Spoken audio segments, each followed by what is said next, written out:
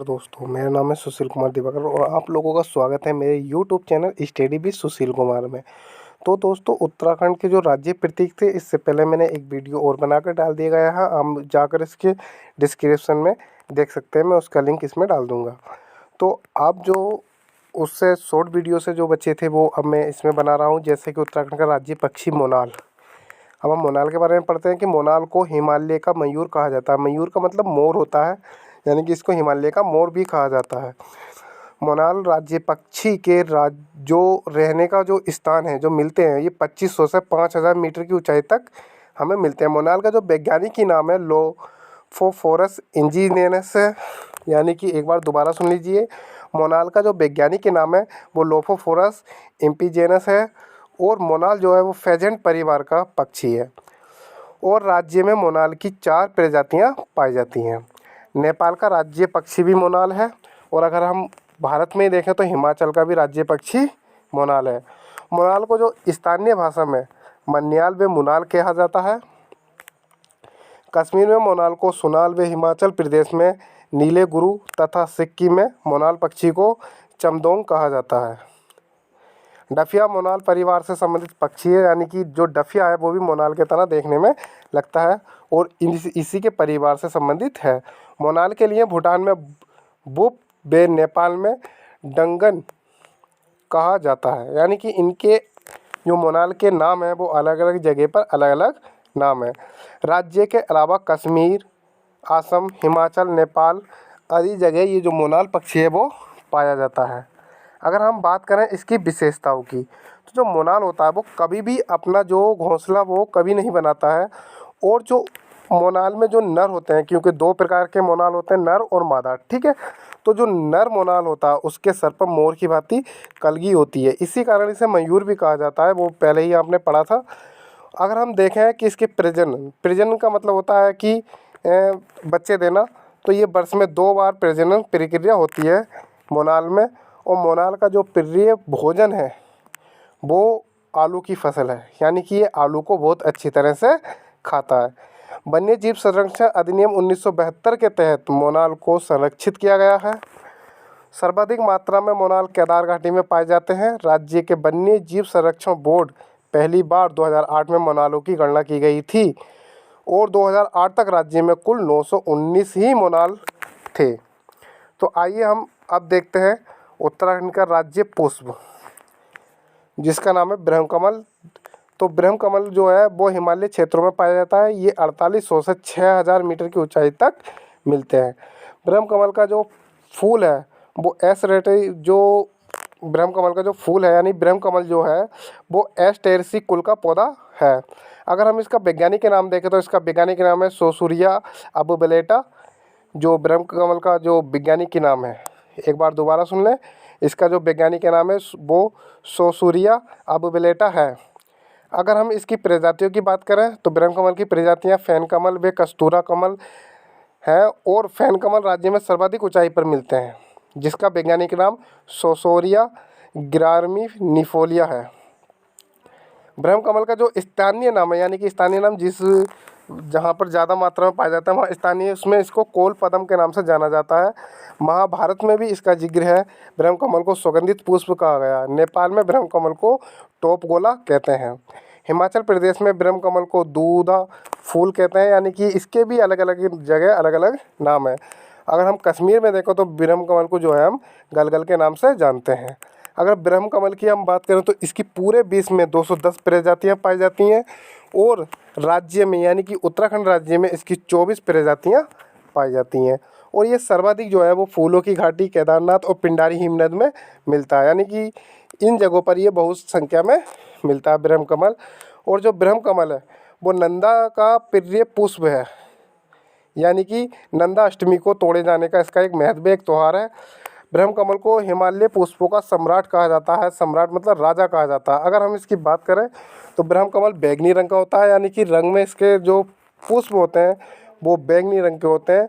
और इसका जो पौधा होता है वो सामान्य 70 से 80 सेंटीमीटर तक होता है। और जो फूल खिलने का समय होता है वो जुलाई से सितंबर में इस पर फूल आते हैं। और ये सिर्फ एक वर्ष में एक ही बार जो है पुष्प आता है।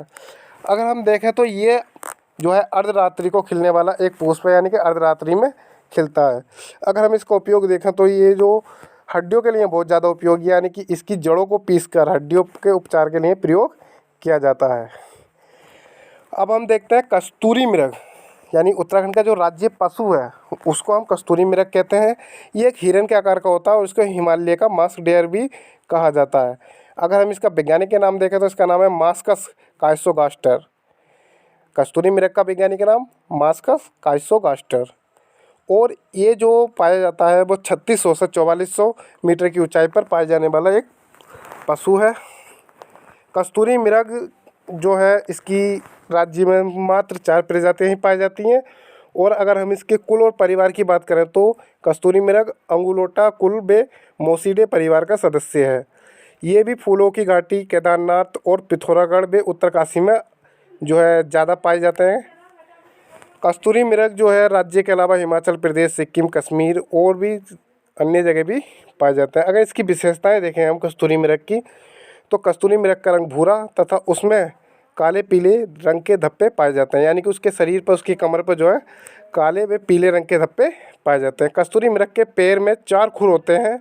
2 खुर जो 2 बाहर को ओर निकले हुए, इसके मुंह जो होता है उसमें 2 दांत होते हैं जिनकी जो ऊंचाई होती है लगभग 20 इंच की होती है, यानी कि मुंह के आगे उनके 2 दांत निकले होते हैं।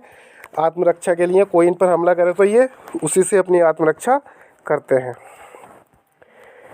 इसके जो है कस्तूरी मृग के सींग ऊँग नहीं होते, सिर्फ 2 कान होते हैं। और कस्तूरी मृग के पीछे के पाँव जो होते हैं वो आगे की पाँव की अपेक्षा बहुत लंबे होते हैं, मतलब अपेक्षा लंबे होते हैं।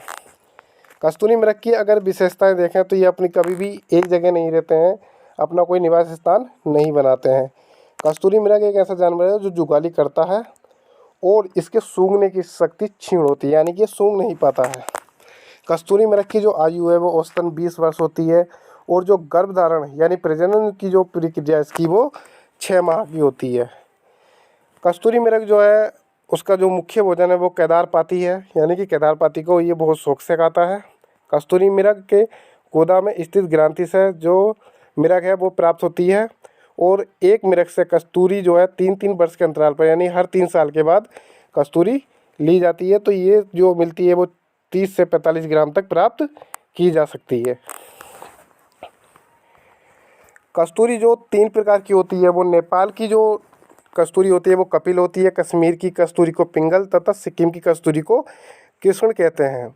औषधि उद्योग में कस्तूरी का महत्वपूर्ण प्रयोग किया जाता है, मतलब इसका योगदान है और इसका बहुत ही अच्छी तरह से प्रयोग किया जाता है। ये जैसे दमा, मिर्गी, हृदय संबंधी जो रोग होते हैं उनकी दवाई बनाने के लिए इसको जो है उपयोग में लाया जाता है। इसका जो रासायनिक नाम है वो कस्तूरी मिथाइल ट्राइक्लोरोपेंटाडेकेनॉल है, यानी कि एक बार और सुन लें, इसका जो रासायनिक नाम है वो है कस्तूरी मिथाइल ट्राइक्लोरोपेंटाडेकेनॉल। और कस्तूरी मृग की हम बात करें तो इसके संरक्षण के लिए जो है कस्तूरी मृग के लिए 1972 में केदारनाथ वन्य जीव विहार के अंतर्गत कस्तूरी मृग विहार की स्थापना की गई। मेहरुड़ी कस्तूरी मृग अनुसंधान की स्थापना 1977 में की गई थी। ये एक बागेश्वर जिले में स्थित अनुसंधान है।